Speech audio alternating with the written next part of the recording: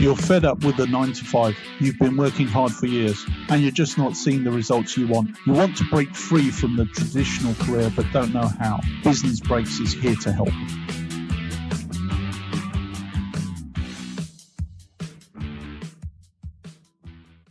So welcome everybody to our latest episode of the Business Breaks podcast, where we discuss trends and strategies for maximizing team productivity. I'm Dante Healy and I'm joined by my co-host John Byrne. We'll be discussing the different techniques, strategies that managers can use to boost team productivity. In this, we'll be sharing our insights on how to create a productive and efficient team. So grab your coffee and join us as we explore this topic of maximizing team productivity. So John, to start the discussion, can you share with us what you believe are the most important elements to consider when trying to maximize team productivity? To be honest, I think it's at the very beginning. It's getting the right team in place. If the team is wrong, there will be no productivity. You'll be fighting, losing battles all the time. So you have to get the right people in the right positions on the team.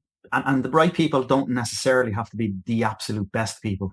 Good people, with a good manager, you know, it's the old adage, it's the total exceeds the sum of the parts. And that's a good team. That's a productive team when the total exceeds the sum of the parts. You know, it doesn't need to be a team full of superstars that can often get in the way. You know, that can often be a bad thing. It's a team, but everybody needs to be competent, know their role, be good, not great as such, but be good in the role that they have, and then all brought together as a team working together where the total will exceed the sum of the parts. And that to me is the ideal situation with a good manager of the team, regardless of whether that team is a project team just brought together for a project, or whether that team is the business as usual team that's going to be constantly and ongoing doing the work. To get a successful and productive team is get the right people in the positions. Yeah, that's so true. And it's not always having someone who's fully qualified. Sometimes you need that blend of experience levels, because you want some people who are able to grow into the role as much as people who are willing to hit the ground running, even on a project. It's funny, actually, that I think if managers were more savvy, they'd be able to get undervalued talents, purely because when you get people who optimize their CVs and optimize their interviewing technique, you don't really test for their capability to do a job. Basically, what you're almost selecting on the basis of is their ability to market themselves. So there's always this risk you can get someone who's overvalued but who doesn't perform. And then in terms of the mix of talents, it's actually funny. Trying to fill a team full of superstars is actually, in a lot of cases, counterproductive, because they may have the same set of skills and they may be competing with each other for the same types of tasks, roles, and jobs. And, you know, in organizations, there was that film called Moneyball, which was starring Brad Pitt, who played a character called Billy Bean. And it was an interesting movie. I don't know if you've seen it. It was based on baseball, and it was basically looking a team that actually competed quite highly in baseball, but not through having a high budget and hiring superstars. They instead looked for undervalued talent and made strategic decisions about the positions they needed, and looking for people who could actually perform by breaking them down into maths equations. So I think in the corporate world that may have similar connotations if you're looking for people who are there to do a very technical job maybe, but also be able to work together. So have enough interpersonal skills, have enough communication, and have the right attitude in order to progress those key objectives. And I think as well, one of the key positions is the manager of the team. If you have a bunch of good people doing the roles that they're good at, but to get them together and to get them, you know, the total to exceed the sum of the parts, it is down to the manager. And I think that's, in my experiences, that's where, I don't mean personal experience, I mean from what I've seen in other things, you know, I'm not criticizing managers that I've had or that some of them have been very, very good, you know, but in general, where I see weaknesses are with the managers, and the large part of that is because frequently, you know, I'm sure you've seen it yourself, and the listeners have probably seen, a manager ultimately gets promoted from being very good technically and they get promoted up to being the manager of people, but they're not given any kind of training or mentoring in how to manage. And that's it's a very different role. It's a very different mindset. If you're the chief, the best widget maker in the world, and there's one of two places that often that type of person will get promoted to. One is they'll be promoted over all the other widget makers, but their expertise is in actually making is the technical side of things. So then what they start doing is micromanaging. They start interfering with the people that report to them and how they're doing the Yeah, role. yeah, And that breeds, frustration and that with the team. Or the other role that they'll often get is they'll be moved over and put as head of the widget design team because they've been using them so they have that little practical expertise to go with the design. But then the issue is, well, they've no experience with design. Not only do they not have no experience with managing, they have no experience with design. And what I've seen in situations like that, when somebody kind of gets promoted up to a tangential management role, is they frequently, and I have come across this in some instances, they will, in order to give the semblance of being in control, they will start trying to hog an awful lot of stuff that they really shouldn't be doing, and they become a bottleneck. They don't really know what they're doing, so they're afraid to let the experts do their jobs. They start pulling a lot of the stuff in so that they can keep it, it gives them that semblance of control, but it's fake. It's not real. They don't really have control because they don't know enough about it. And they've just then frustrated the whole team and thrown everything off because they're the bottleneck now. They're the two biggest challenges, the two biggest weaknesses I've seen with teams when they have the right people in place. It's the manager. And the answer to that is, in my opinion, is you train the manager. When you promote somebody to be a manager, you should make sure they have training in how to manage people. And if you're the person who got promoted and your bosses, your company has not given you that training, then request it. yeah, Because some people are just natural managers, so when they get promoted into it, they're very good without training. But most of us aren't. We'll yeah, either get training at the beginning or you will have to learn through experience. But that learning curve can cause a lot of friction. So yeah. it's probably better to get some kind of mentoring or training or that. Yeah, yeah, absolutely. Sorry to interrupt you, John. Right. But when you're managing, you know what really frustrates me is every time I see a post about leadership versus management and it paints management as bad. And that's why I've kind of gone off agile because of the way some of the purists paint managers as being the root of all evil, because they think, oh no, leaders fix things and managers make people upset, demoralized, etc. because they're probably, as you say, it's the bad managers that get a bad rap, give the rest of us managers a bad rap, especially project management. I mean, a huge part of it is communication and being able to problem solve and support the team. It has that servant leadership type of model where you can be someone who actually unblocks things, helps people problem solve when they're stuck, and just generally keep an orderly ship. But unfortunately, in some organizations, they don't reward people who are not making noises. So it's almost like you have to create a disaster in order to fix it and then be remembered, be recognized for having identified and resolved some issue. Whereas the managers who are doing their job and actually probably proactively preventing things from happening, they tend to be working quietly in the background with very little visibility, rightly or wrongly. And I guess in terms of teams, there's the importance of team cohesion, but does that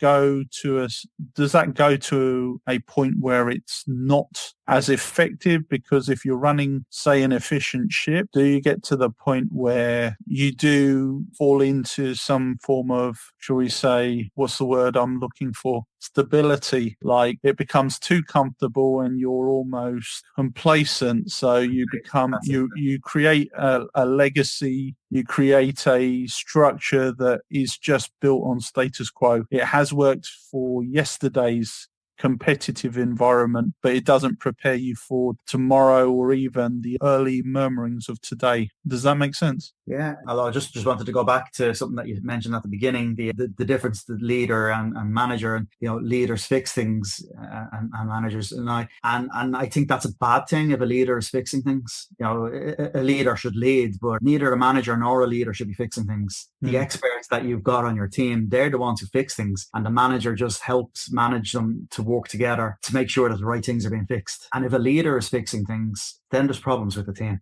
because it shouldn't require the leader to take that kind of charge. A leader doesn't necessarily have to be a manager. A leader might be on the team. He might be the superstar on the team who yes, he will fix things, but he's not fixing them on his own, or she's not fixing them on her own. They're bringing the team with them and helping raise the bar that the team is then going up. But the manager needs to be there to make sure it's productive. Yeah. Yourself from certain, I know you have many examples of situations where politics comes in and people try to make themselves look good by undermining their teammates.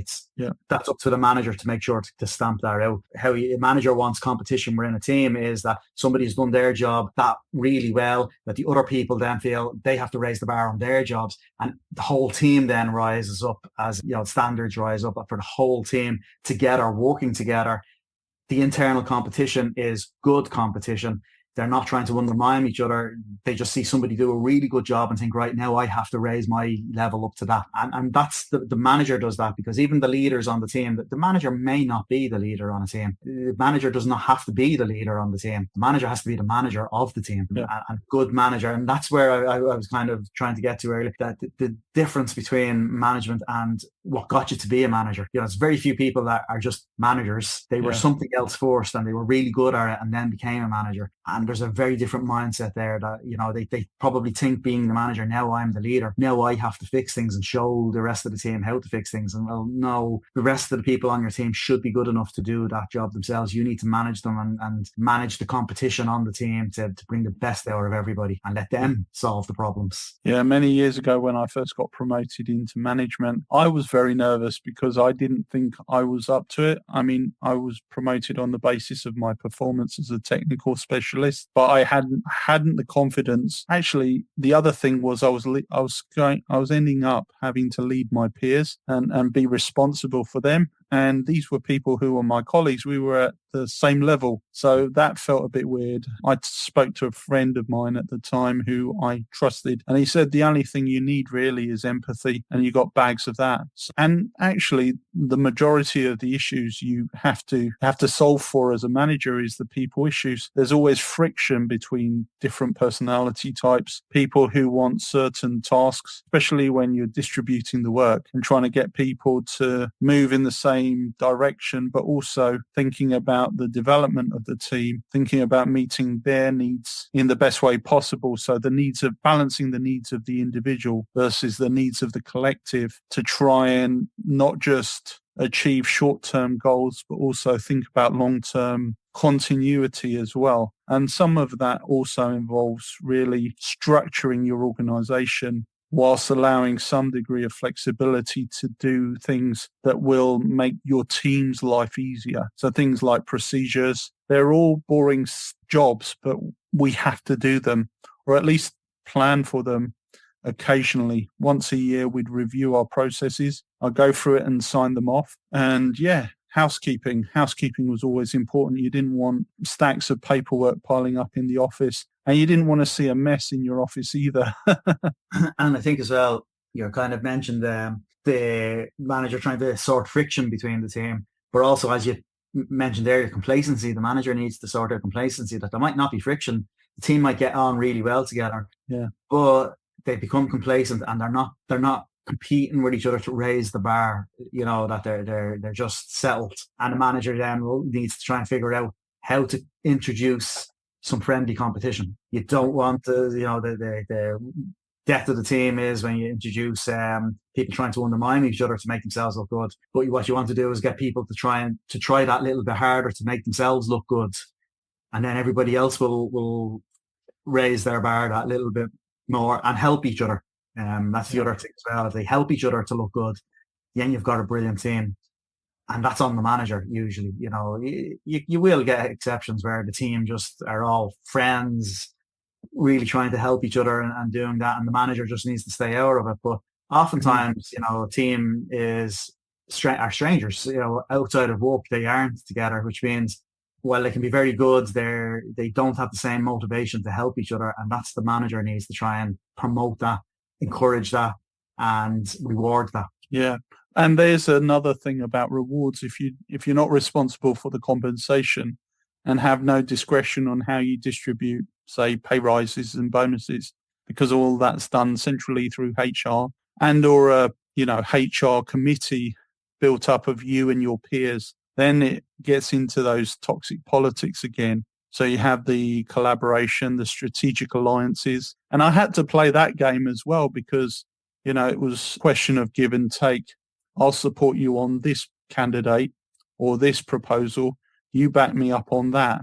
And some of those had to be discussed outside of the meetings. That's the reality, that if you wanted things done, you had to prepare and you had to plan in advance. So if you knew people were susceptible to your suggestions, you needed to make sure you were buttering them up over a period of months, even years, in order to get them to back you when you needed those favors in order to promote your own talents within an organization where resources are constrained. And you definitely need to have those supporters and alliances when you go into a meeting. Otherwise, it's like bringing a knife to a gunfight. The collective will jump on you if you're not prepared. So in some cases, there were times where I'd test the waters in terms of promoting a candidate. If they didn't feel confident, I couldn't do it. So you have to also manage expectations. If a team member is ambitious and they're hardworking, if they haven't been investing in their internal reputation and also those relationships, then it's a harder job for you as a manager to secure the rewards, shall we say, and the resources to keep them motivated, at least in terms of compensation. There are other things you can do to motivate them, such as give them opportunities, but there are certain things you have to realize what's within your discretion and what isn't in terms of rewards. How can they help you? And same with me. I had to help my manager or leader in terms of making it easier for them to promote me as a person. And sometimes if you don't play the politics game, what I've found is it becomes harder to get things done. Although the key thing, I think, in playing the politics game is you need to try and do well for yourself, promote yourself, celebrate your achievements and that, but not trying to undermine other people. If you reach the stage of politics where in order to make yourself look good, you have to undermine a teammate or a colleague or whatever, then I would suggest you need to leave the company and go somewhere else because you're no longer good enough there. You can't, if that's what you're having to do in order to make yourself look good is to make other people look bad. You can't compete then. You're just getting it's somebody will be able to make you look worse than you can make them look, and that's not a good way to be. So, always be trying to, if you're getting involved in politics, just work on making yourself look good. Don't try to make anyone else look bad. And that can mean making other people look good as well. So if you're a part of a team, you make the team look good. You don't just make yourself look good. You make the whole team look good. And, that you will be noticed. If your team is doing well, you will be noticed. Even if you don't stand out from the team, everybody on that team will be noticed, including you. And then if you want to take an opportunity, they say, oh, well, he's on that or she's on that very successful team and as a key member of that team, let's give them the opportunity. True. And in fairness, a lot of those people who are toxic usually get managed out one way or another, or else they find that their team members can no longer tolerate them, so they avoid them. So they get less support when it's needed. So it's about playing the long game in terms of those relationships. You don't want to build yourself a reputation for throwing people under the bus or stabbing them in the back, because it becomes harder to get things done through people. Unless you make it to the top, you're promoted. And then it's just coercion, right? And authority. Every time you need something, you have to threaten with a stick, which I imagine can get tiring over time. Yeah. And the thing is as well, even the biggest industries and that, there'll still be a relatively small world. You can pick whatever you think is the biggest industry worldwide, but the fact is you're not going worldwide. You're going to be in a certain area, and within that area, it's still a small industry, which means if you create a reputation for yourself as being toxic, that reputation will leave the company you're in and will reach out to other companies. They'll know about you. And when you come looking for job, for a great opportunity somewhere else later on, the reputation will be there, and they'll know about it if they do any kind of research, because most industries are small, certainly at a local level, and most people will be going at a local level. It's unusual for you, as in whatever position you are, to then go for in the same industry on the other side of the world.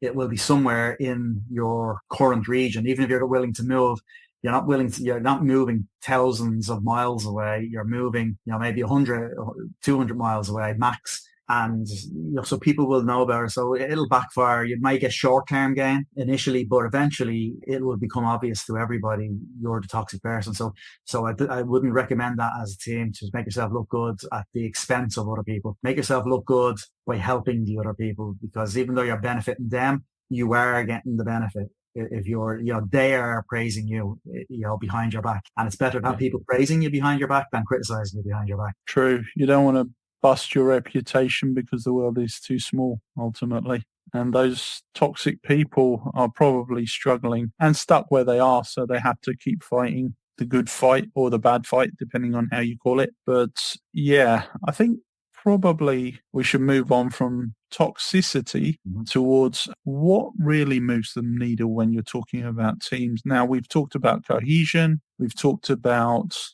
the mindset of a manager who can effectively marshal the resources in order to achieve those outputs. Is there something to be said for measurement? So you manage what you measure, right? So what type of KPIs or even OKRs, should we say, should managers apply in order to make sure they understand, are my team performing? Well, I think a lot of, what I do as a consultant, one of the elements of it is our KPIs.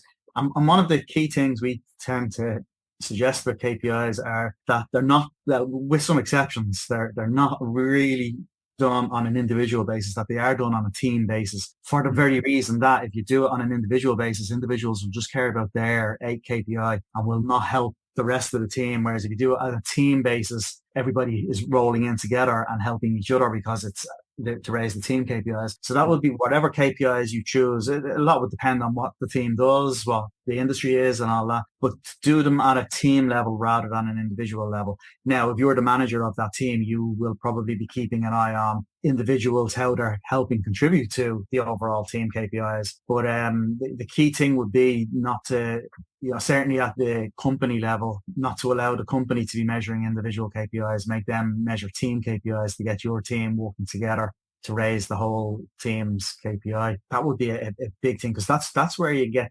dangerous things. I mean, the classic example being 3M. When they introduced, they were one of the most creative companies in the world with some of the stuff they came up with. And then they introduced the KPI where they had to, the people had to hit a certain amount of patents every year. The quality dropped off the board, and everybody hit the KPI, but they were just patenting. Yeah, it was just volume, not quality. Yeah. And that's the problem. Whenever you do some form of transformation or tangible quality improvement, process improvement, or cost reduction effort, it tends to normally all tie back to improving quality and therefore avoiding rework. I mean, that's where you get efficient, truly efficient, without having to just paper over the cracks, cut a few heads, and then the following few months or 6 months down the line, you end up having to invest because things have gone backwards instead of forward, because it wasn't a real efficiency, if that makes sense. It was just window dressing. That's the classic thing, get it right first time. Yeah. And you don't have to worry about, dealing with dissatisfied clients or customers, whether they're internal or external to the company. And you don't have to waste time doing the same thing again to get it right. That can be aspirational depending on the thing. Sometimes it's not possible to get things right first time, but that's what you should be aspiring to. Correct your processes, fix your processes, so that Kaizen, make small improvements constantly, but your goal is get it right first time. Unless you're in a disruptive environment and therefore there is no normal, you will never get stability because everything's changing all the time. I think the way you can apply Kaizen is if the process doesn't change for a period of time, and then you have the time to improve it. If the processes and the strategic goals are always changing, then you have problems, or at least problems in terms of locking in efficiency because you've got nothing to lock to. And that's another issue where we can go up the ladder to leadership. What are the priorities? If you start changing things all the time, mishmashing everything up and then trying to leave your mark, say for example the guy at the top has moved on for whatever reason and then they're replaced, the new guy decides, hang on a minute, I want to leave my mark. So I think this is the right way to do it. So everything wholesale changes, and you've already gone halfway through a project or some sort of initiative, and then suddenly that's scrapped. We all need to do something completely different. That can get chaotic as well, and that will certainly impact team productivity. So I guess we have to be careful in terms of what are we optimizing for? Are we optimizing for change, or are we optimizing for stability? In terms of change, you're investing in a different set of capabilities and talents and skills versus having someone who's probably, I guess it's the comparison between agile versus Taylorism and scientific management, where Taylorism is like the Ford production line, nothing changes. Everyone has a very small part of the overall process, but they specialize in that. Whereas with agility, it's about having a team that has a broad set of skills and a specialization, ideally a specialization in one area where they know enough to collaborate and deal with that uncertainty, such as a new problem or challenge. A lot with that will also, obviously I coming back from my kind of consultancy, I deal more small, medium-sized companies. We work off the stages of growth methodology, and a lot of that as well depends on your stage of growth. So like a stage 1 company, 1 to 10 employees, chaos is basically, it is what it is. And one of the things, you just have to embrace the chaos. There's no point in trying to set out big procedures and policies and that at that type of level, because everybody has to do a little bit of everything. But then as you grow, you can't have that type of chaos as you grow. You then need you need experts who can scale effectively. Yeah, exactly. So you can kind of give two polar opposite, agile versus the Taylorism type of thing. Both answers are correct. It depends on the scale of the company and the context. Yeah, and then within the company, even within a large company, you may have a team who's in an area where they need to be as agile as Atom, because it's chaos in that area, not in the company as a whole, but whatever they do. Perhaps they are a specialist project team that their clients are in a state of flux, so they have to be able to be very agile to react to whatever state. And then you'll have others, who are on the production line of something else that needs to be standardized completely, because you need to get the same answer regardless of who the client is. It has to come out the same every time. The challenge is knowing where you fit on that. It's not 2 points, it's a line between them, and you're somewhere on that, edging towards one or the other, and you need to kind of, a good leader, a good manager will be able to pinpoint roughly what area on that line they are. I've just contradicted myself there by saying pinpoint and then saying what area, but you know what I mean. That you're in a region on that line from one extreme to the other, and getting that right will make a big part of how you manage the team and who should be on the team. Whether it should be a bunch of generalists, whether it should be a bunch of specialists, whether it should be a mix of specialists or a mix of generalists and specialists. It depends on circumstance as well as goals. Yeah, totally. And it's, again, I think that reminds me, when I mentioned Taylorism, I remember working for an automotive company, and we're in at the time it was relatively recently acquired. We were renovating the company. We were transforming it, upgrading it, whatever you want to call it. And we implemented a best-in-class manufacturing system, actually based on the production systems of a very famous Japanese company, but we created our own flavor of it. And that was based around lean manufacturing. And again, a lot of that was based on setting standards, having a mindset of continuous improvement, pursuing perfection, and then eliminating waste. And a lot of that was around creating flow states, identifying what was the standard, making sure the team understood the standard and could adhere to it,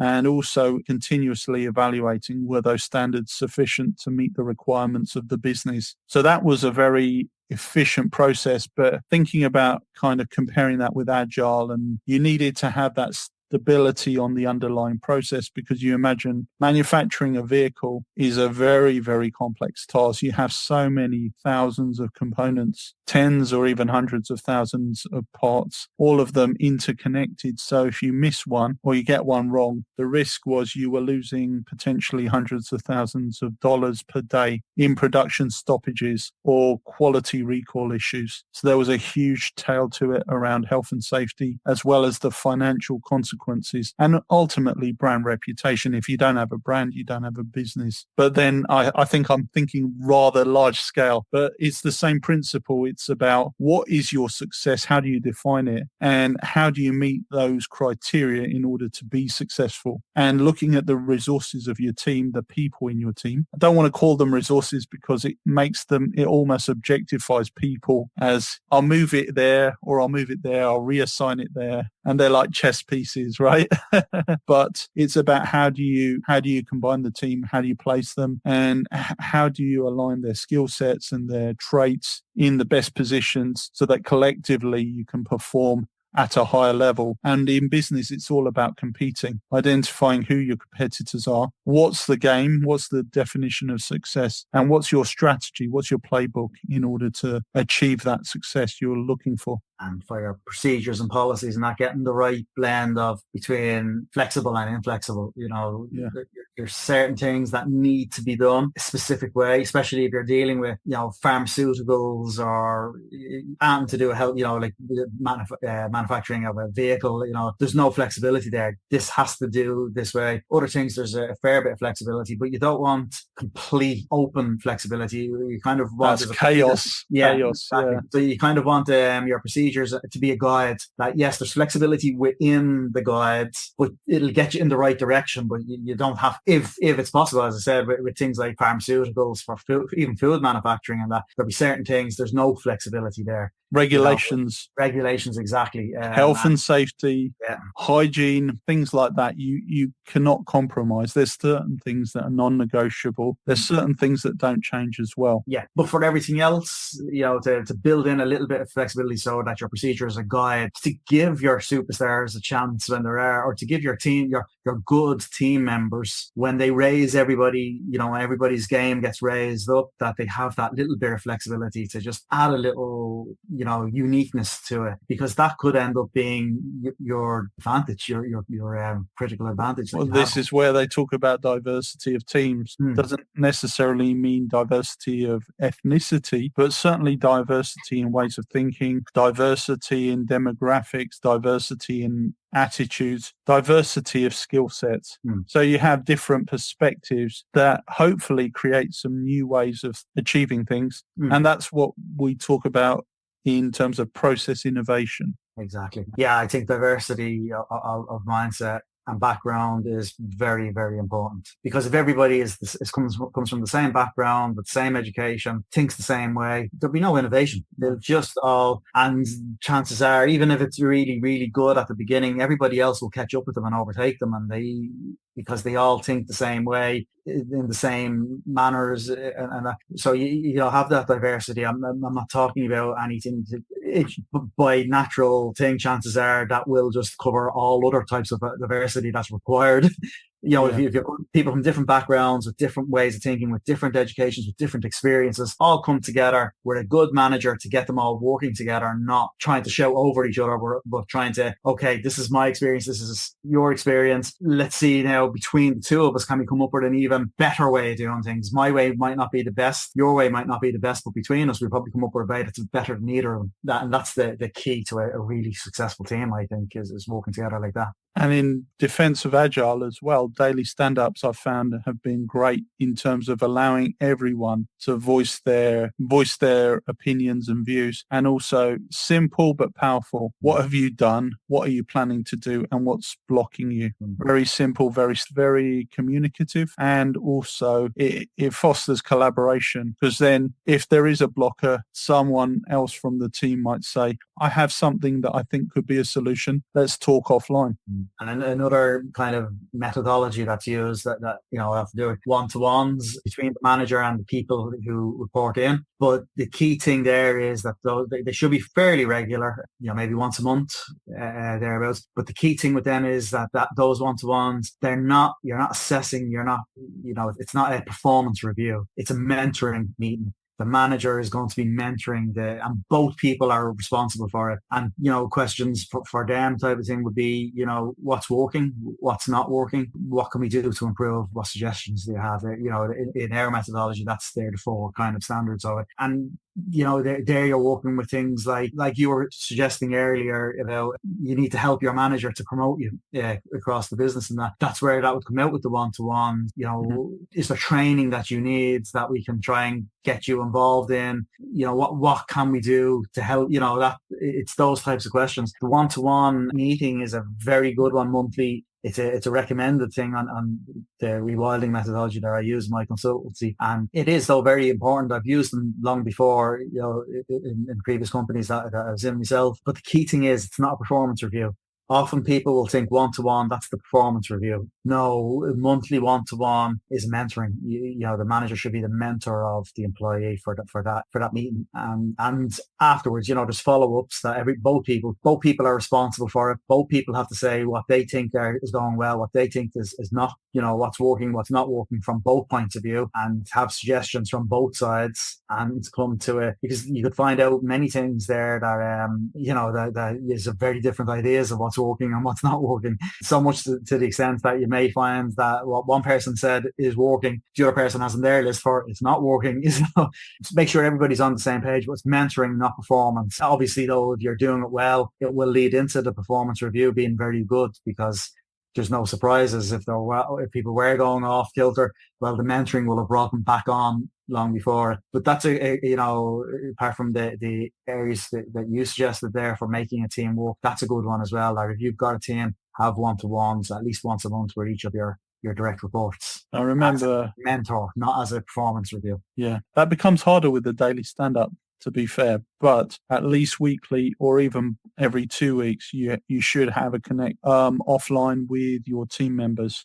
I think you're right. It does help give them perspective on where they are, how they compare against their peers. And I remember even in the performance reviews, there were people who certain managers were promoting, and by promoting I mean endorsing for opportunities to develop and even promotion. But at the same time, there were also some who were being promoted, and then when they switch roles to a development opportunity, they failed. So I think there's also a certain degree of bias in there. So you should be checking yourself against your perspective, against the other person's perspective, and then not jumping to snap decisions despite how much experience you may have. And if you think you've seen it all and you can assess someone, it's funny, different situations have different nuances that need to be validated, especially if you're going to do something that could act in the detriment of someone's career, whether it's rotate them out to a lower graded role or even possible demotion or sacking, like people who are on effectively performance improvement plans.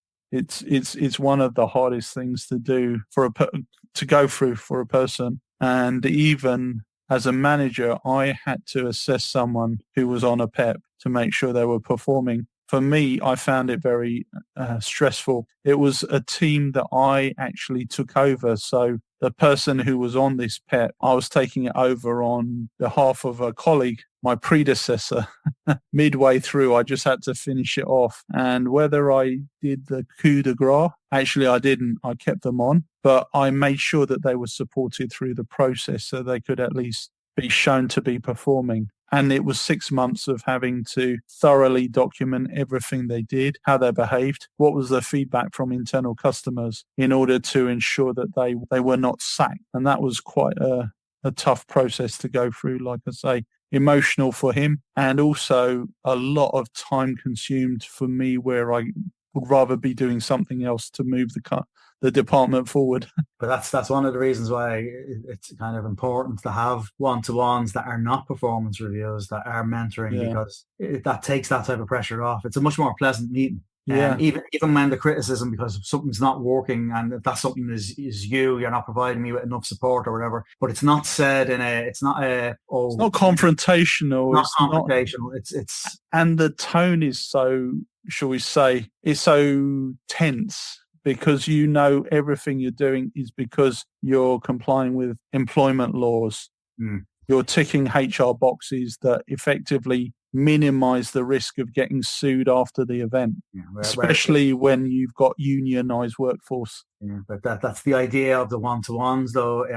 It's not HR box ticking exercises. It's a team essential exercise. It's getting the mentoring in, getting everybody on the same page in a much more relaxed atmosphere because you're not walking out of that having been given out to. You're walking out having agreed these are the targets for the next month, and that targets is often to the benefit of the person, the employee. It's Dave said, okay, I need training in a certain area. Okay, for the next meeting, have a list of potential training courses that you can do. And that's their target for the next, and then the manager would have to take her on to go and make sure there's funding there for them to do the course and time given. But that's all part of it. It's not necessarily that they're going to do a full-time course. They could be doing a one evening a week course for the next 6 months. But that's up to them. They're working together. They're not being told to do it by the manager. That it's an agreement, and it's a more relaxing atmosphere. If all you're doing are performance review meetings on an individual basis, that's where you're going to get the stress that you were mentioning earlier because there's a lot of pressure on that. It has to be box ticked. It has to be going out to HR that this is what came out of it, all the rest of it. But the idea of the monthly one-to-ones it's a mentoring. It's a semi-formal. It's not completely informal. There's obviously it's a professional thing, but it's not formal. It's not going. There's no notes getting sent up to HR. This is what came out of this meeting. No, this is between the manager and the employee. We're agreeing what's best for the team, our specific thing in it. And, I'm mentoring the employee, I'm mentoring you, or you're mentoring me, whoever's the manager and whoever's the employee.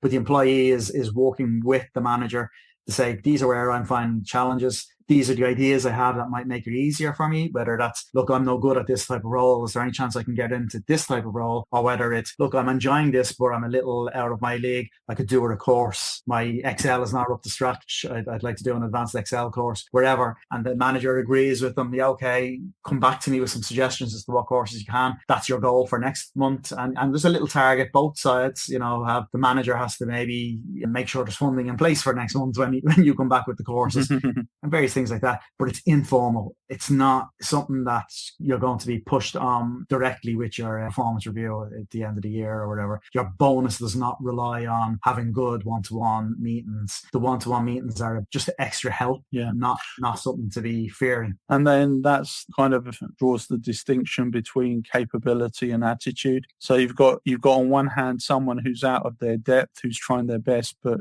isn't performing for that reason. Then you've got people. I remember this guy in when I was doing accounting exams, and there was this guy, he was in the classroom openly talking about, well, I'm just looking to find as many courses as I can do so I don't have to be at work. So there are people who like to skive off work, and therefore, those are the people who really deserve a bit of a kick up the backside if they're managing to dodge actually doing anything productive for the company, because at the end of the day, they're drawing a salary, and if they're getting paid for educating themselves and picking up certificates, all power to them. But from a business perspective, as a manager who's probably spent more than his fair share of working 12 or even 18-hour shifts, I think that's a bit of a slap in the face if you're trying to achieve something, not just for yourself, but for the business as a whole, and trying to be a team player. I think that's another thing with superstars who have probably a lot of, shall we say, pick up a lot of qualifications. Some of them probably did it in their own spare time and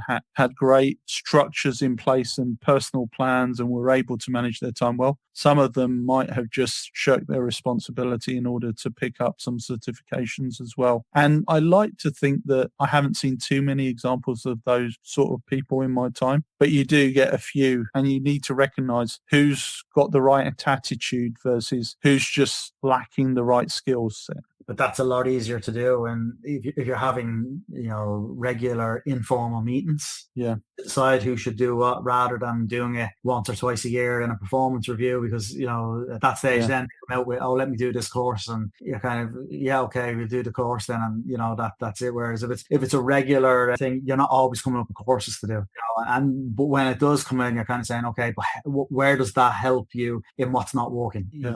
That's the idea of it. It's what's working, what's not working, how can we improve. So the course should only be for how we can improve. What are we trying to improve here, and what are we doing? And it might not always be, that was just the example I gave, it might not always be a course. It could just be more support. I don't really know what I'm doing in this area. Okay, well, give me time to grow in the role. Yeah. Or the manager turns around and says, well, actually, your colleague so-and-so is really, really strong in this area. So what we'll do is we'll get you shadowing them for a certain amount of time. And then by this time next month, we'll see how it's going.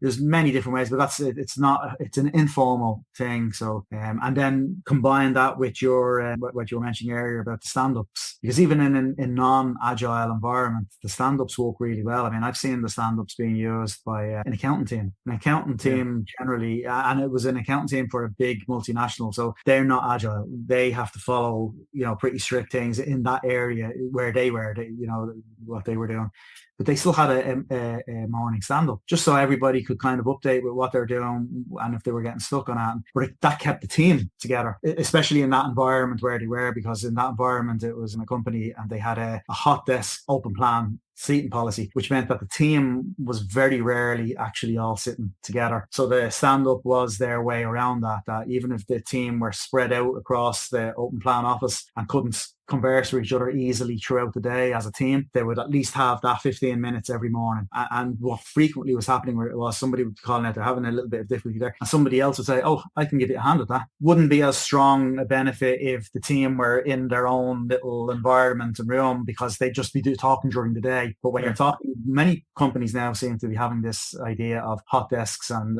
open plan. I've never understood it, because it's every piece of research ever been done shows it's the most unproductive method of office space. They could be located in completely separate ends of a large building, right?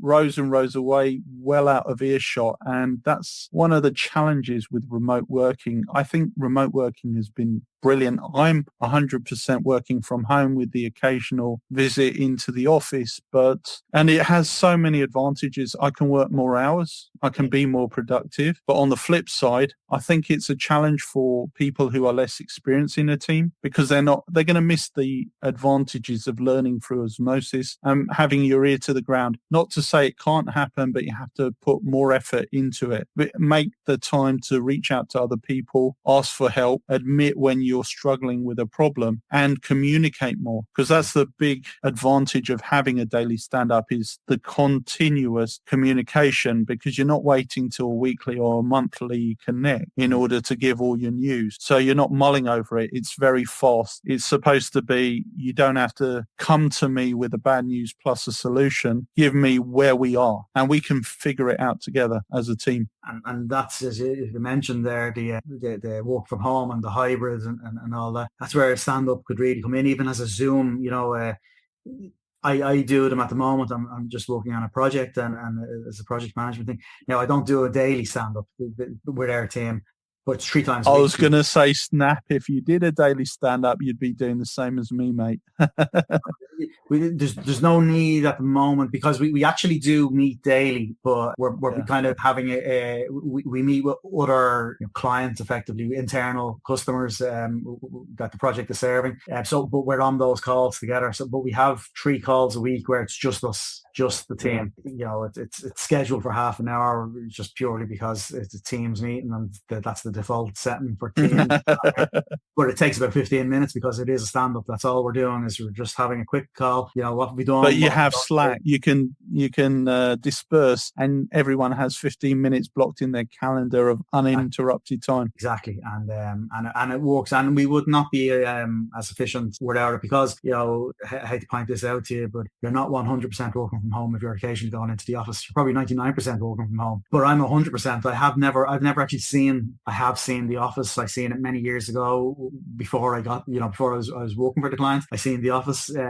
Since I've been working for the client, I've never seen their office. I've never seen, and to be honest, I don't need to, because the people I'm working with aren't based there. They're based in the US, in India, in another Irish office that's on the other side of the country. And then there are the subject matter experts, my specific team that I have the thing with. They're in a different office. Some of them are in Poland, some of them are in Argentina. So there'd be no point in going into the office, because I'd still be on a Zoom call just trying to find a room to have it in. So, but that would be, we'd be stuck if we weren't having a regular stand-up as a team. Actually, that's funny you should mention that. The times I was in the office, I had to find a meeting room in order to have those meetings with distributed teams, as you say, across the US, across other countries in Europe and in India. So it does have its own challenges working in an office, because at least in home, I've got my spare bedroom.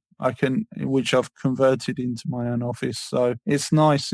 I don't need to do too much. Whereas I'm hunting around for a room, I need to book it in advance if it's busy. And there's those sort of administrative hassles that I have to deal with. But I think, but you hit on a great thing there with that example, because so many people now, even if the bulk of them are in the office, there'll be somebody who's not. Yeah. But having that stand up is essential in that situation. If everybody on your team is in the office and in the same room, small room, where they can speak to each other during the day, stand up is not necessary, because they can just call out during the day, oh, I'm stuck on this, anyone. But if you've got anybody who's not there, or if they're in an open plan office where they're dispersed, or you've got people who are off-site, whether all of them are off-site, hybrid or not, you need that stand-up meeting. Even if you're not running an agile system, that stand-up is much more than agile. That's now, I think, an essential thing. Combine that from a team point of view, stand-up, with the monthly one-to-ones that are for mentoring, not for performance review, and you have the basis there to really put together a strong team. Exactly. If you can take anything out of Scrum, I would go for the daily stand-ups. Yeah. Just to be more effective as a team. Just have that regular communication touch point, collaborate, share your information, share what's concerning you, and share what you've done and what you're planning to do. Exactly. And as a manager, a lot of your time is spent more talking about Scrum. You're almost a Scrum master. I am a Scrum master. I have a project that I was a Scrum master on, and but even as just any kind of a team, even if it's not a project team, if it's a business as usual, as the manager, a lot of the time you are a facilitator. Yes, you're having to manage, you're guiding the team, you're saying these are the goals, this is the area, the direction we're going, and you're having to manage the team, manage holidays, manage all the rest of it. But you're a large chunk of your time, I'm certainly finding, although I'm project manager, so it's not quite business as usual, but a lot of your time is you're facilitating. Somebody's getting stuck on something, you're facilitating. How do you fix them? You may have to reach outside the team, or it might be someone else on the team, but you're facilitating people. You're not just a pure strict manage. Sometimes manage doesn't do this. You facilitate. Authority doesn't help. It can be counterproductive. If you're I'm a project manager as well, John. I switch to Scrum Mastering if the project has certain phases which require a degree of flexibility and exploration, shall we say. But generally speaking, my background, I love an old school Gantt chart. I love my work breakdown structure. I love being able to analyze things, because that's kind of my bias. But at the same time, I can do the people piece as well. I can manage emotions. I can diffuse situations. I can also get people to open up and get to the root of a problem without making them feel threatened or on guard. And concluding on optimizing productivity, we have talked about the people side of things. We talked about attitudes. We talked about toxic cultures and how detrimental they are. We've talked about project managing teams. We've talked about leading teams. We've talked about a couple of techniques for giving you the best opportunity to lead a team, mainly to do with communications and the stand-ups and the one. We've talked about continuous learning to grow your team members, experience, giving them the right opportunities. We haven't talked about tools, but are tools important? I mean, You can use Jira, you can use Zoom or Teams. Yeah. Collaboration tools are tools. The one-to-ones are kind of a tool. The stand-ups are a tool. The using Teams as a tool, or Zoom, or some Teams and corporate Zoom licenses mean that your meetings get automatically transcribed, so you can go back to them and pick out the key points if action items were called out. I think that's a useful feature, so it saves on the administration. Yeah, and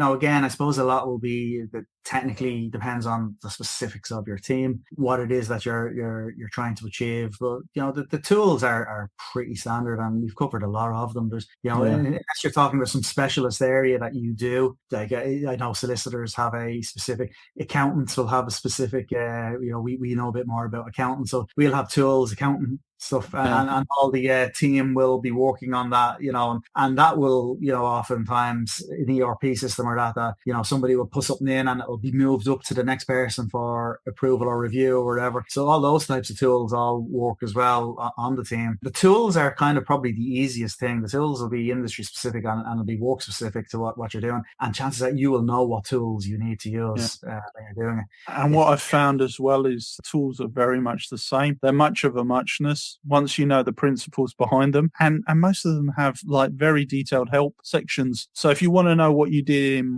for example, Microsoft projects in Smartsheets, then it's pretty much same old. Yeah, that's it. It's just the buttons might be somewhere slightly different, but you'll figure it out pretty quickly. Unless IT have configured it and taken a whole chunk of functionality out for whatever reason because they want to standardize things. That can be a problem, all right.